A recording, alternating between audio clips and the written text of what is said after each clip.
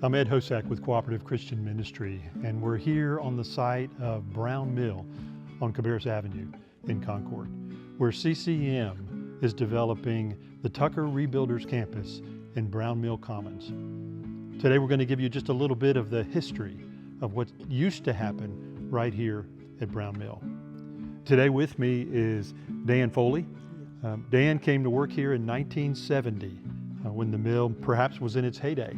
And Dan's going to share with us a little bit of the story that he knows from his years here. My job was to doff the machines where the yarn could go back down across the Norcott side so they could weave it.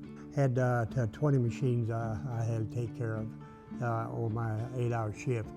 And usually there were about 7 doffed on my shift. Now there's a bridge that goes from the top floor of Brown Mill across White Street back to Norcott.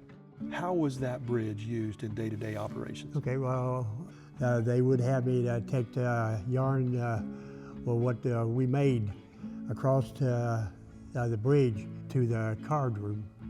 Then the card room would handle it to the winders, and the winders wind it down where it'd be handled for the weaving end of it. So this was the spinning room. This is about 30,000 square feet where you worked. Yes, sir. What was this contraption up here on the ceiling?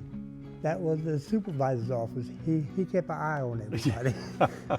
And I guess with spinning frames being as tall as they were, you had to be up above to see everything. Yes, right? sir.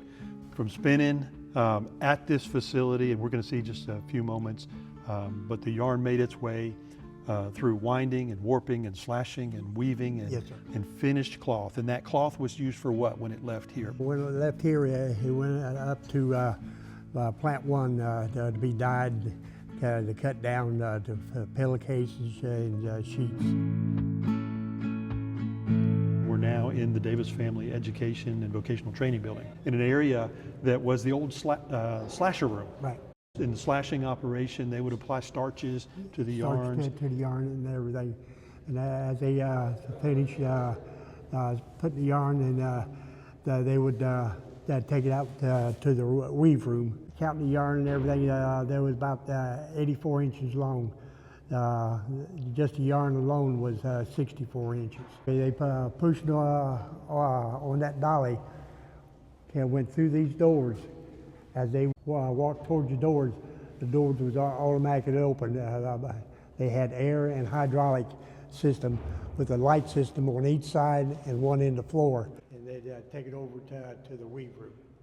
We'll just call that 1970s technology.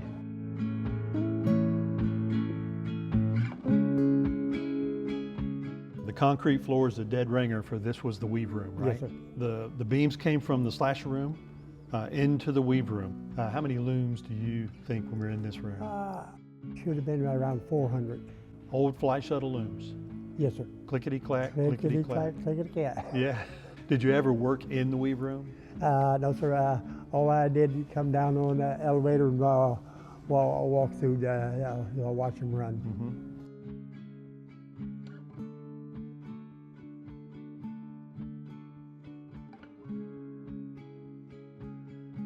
So Dan, we were just upstairs with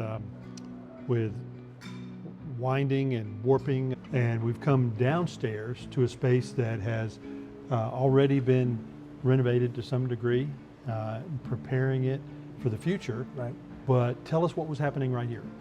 Yeah, in here they had on that back wall they had shaft going all the way down.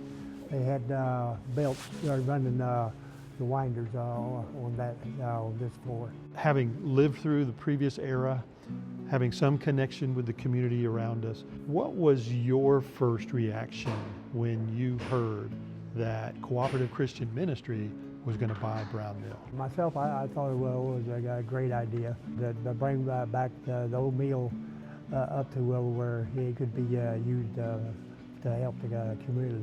Dan, this has been a tremendous opportunity for me to walk through this building and remember the past. And I'm sure that it will be for anyone who watches this video and who has some time in their life when they were engaged in cannon mills and the textile industry here. I hope I shed some light on what it was like at the mill.